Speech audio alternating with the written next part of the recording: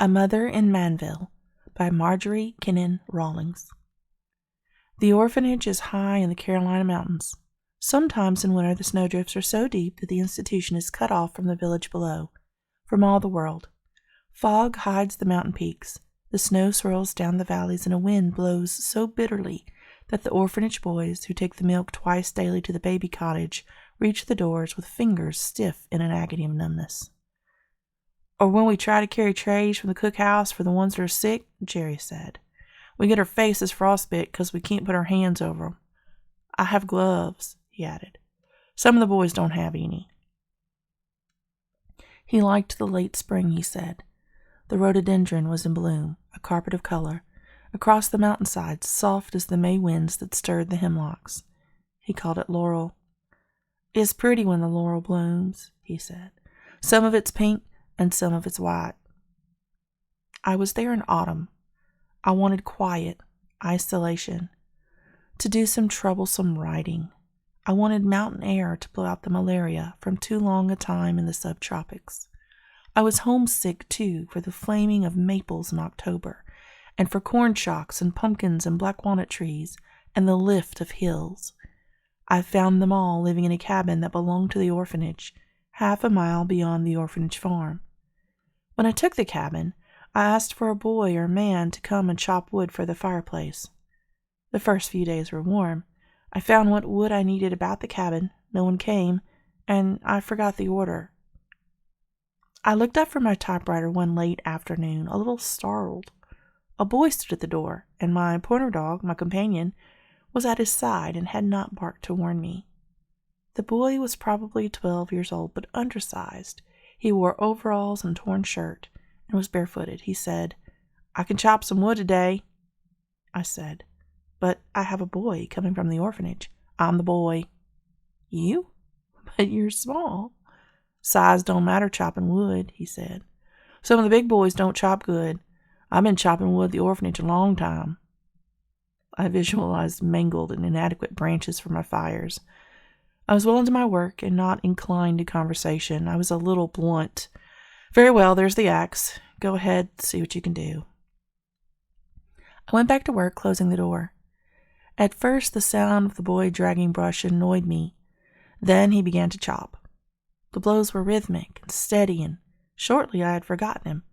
The sound no more of an interruption than a consistent rain.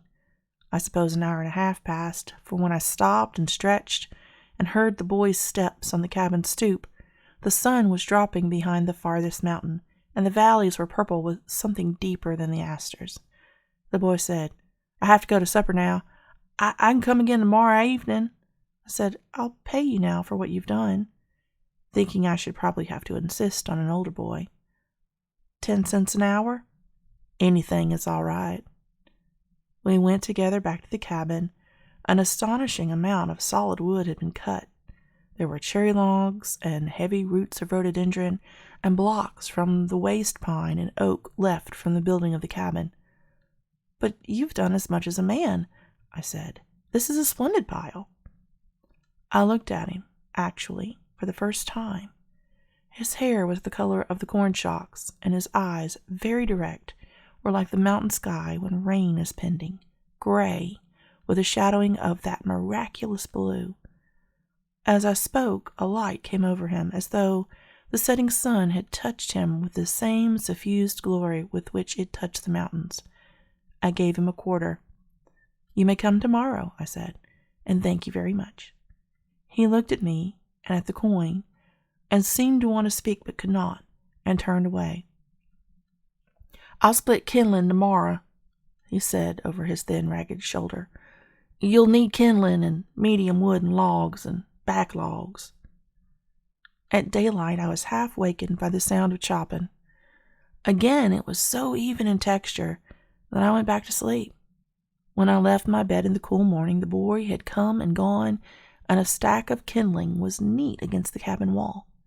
He came again after school in the afternoon and worked until time to return to the orphanage. His name was Jerry. He was 12 years old, and he had been at the orphanage since he was 4.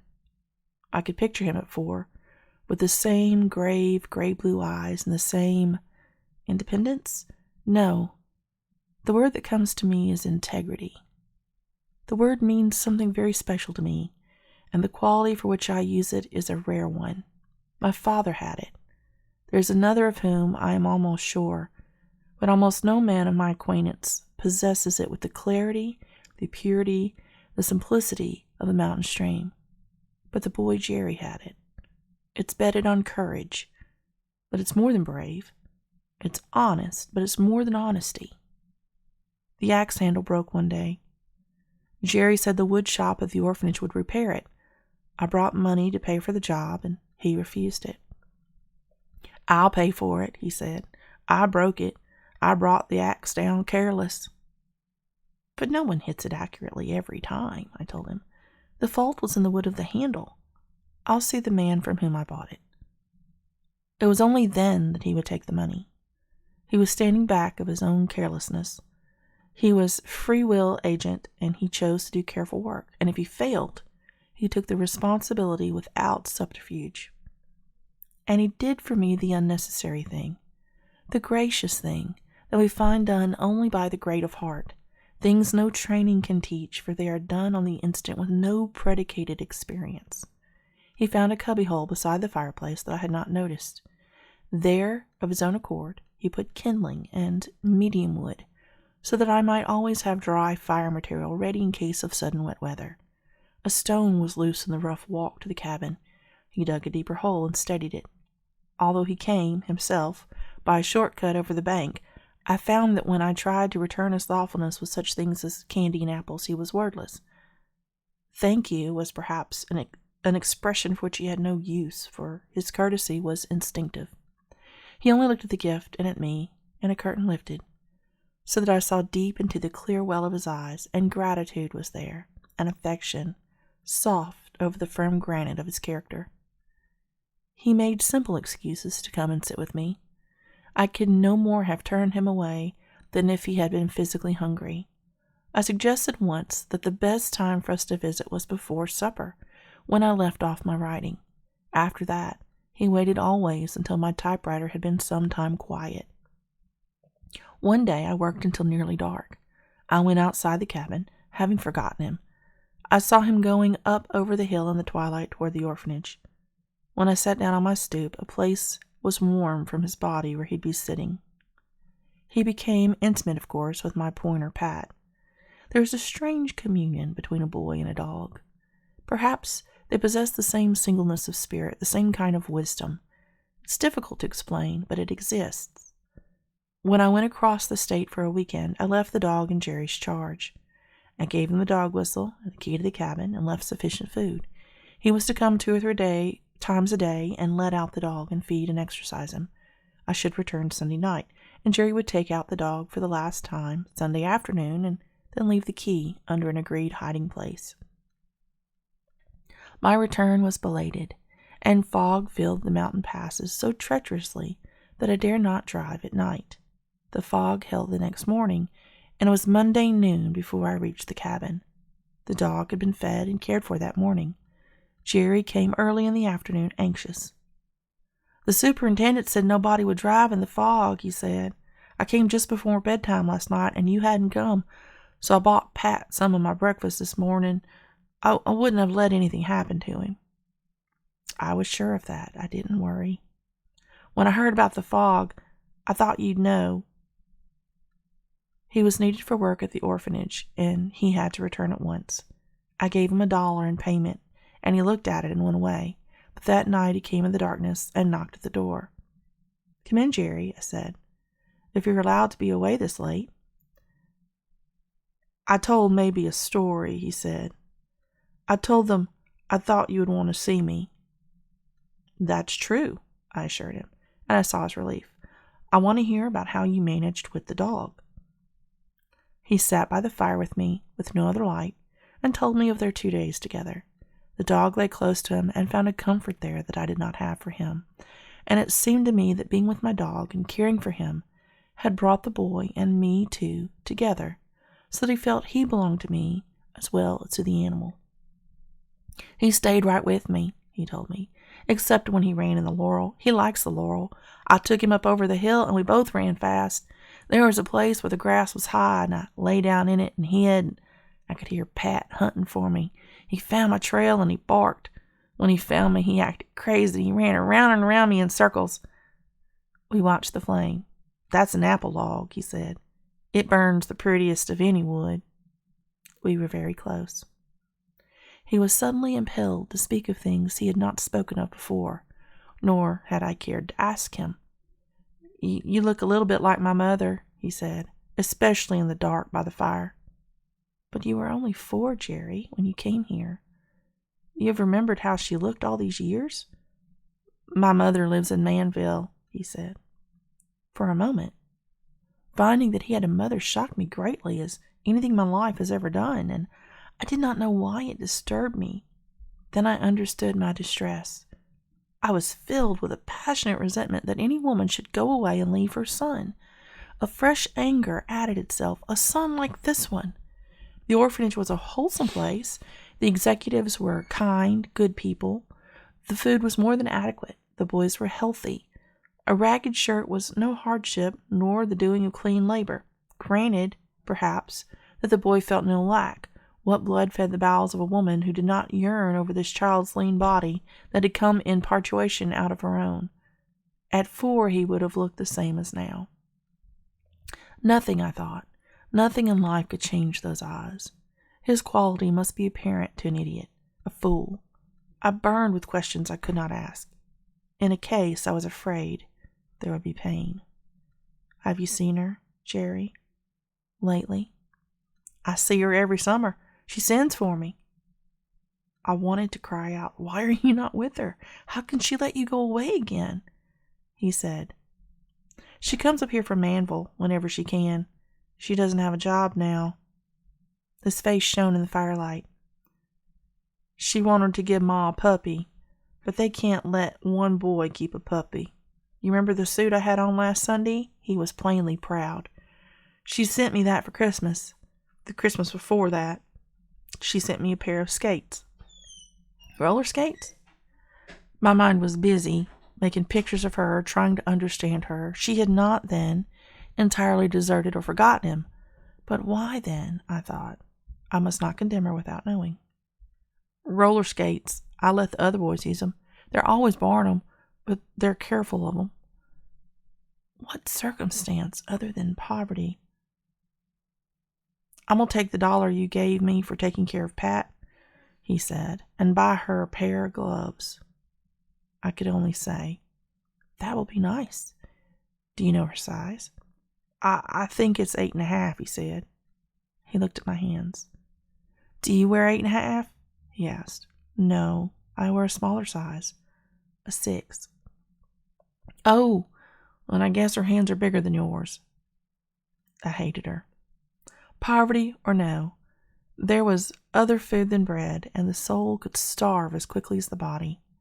He was taking his $1 to buy gloves for her big, stupid hands, and she lived away from him in Manville and contented herself with sending him skates. She likes white gloves, he said. Do you think I can get them for $1? I think so, I said. I decided that I should not leave the mountains without seeing her and knowing for myself why she had done this thing. The human mind scatters its interests as though made of thistledown, and every wind stirs and moves it. I finished my work, did not please me, and I gave my thoughts to another field. I should need some Mexican material. I made arrangements to close my Florida place.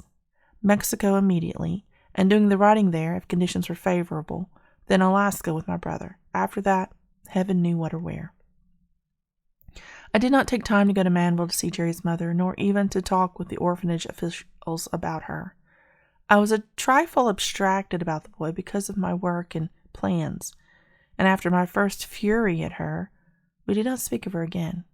His having a mother, any sort at all, not far away in Manville, relieved me of the ache I had had about him.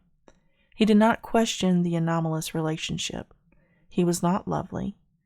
It was none of my concern. He came every day and cut my wood and did small helpful favors and stayed to talk. The days had become cold, and often I let him come inside the cabin. He would lie on the floor in front of the fire with one arm across the pointer, and they would both doze and wait quietly for me. Other days they ran with a common ecstasy through the laurel, and since the asters were now gone, he brought me back vermilion, maple leaves, and chestnut boughs, dripping with imperial yellow. I was ready to go. I said to him, "You've been my good friend, Jerry. I shall often think of you and miss you. Pat will miss you too. I'm leaving tomorrow." He did not answer. When he went away, I remember that a new moon hung over the mountains, and I watched him go in silence up the hill. I expected him the next day, but he did not come. The details of packing my personal belongings, loading my car, arranging the bed over the seat where the dog would ride, occupied me until late in the day. I closed the cabin and started the car, noticing that the sun was in the west, and I should do well to be out of the mountains by nightfall. I stopped by the orphanage and left the cabin key and money for my light bill with Miss Clark. "And will you call Jerry for me to say goodbye to him?" "I don't know where she is," she said.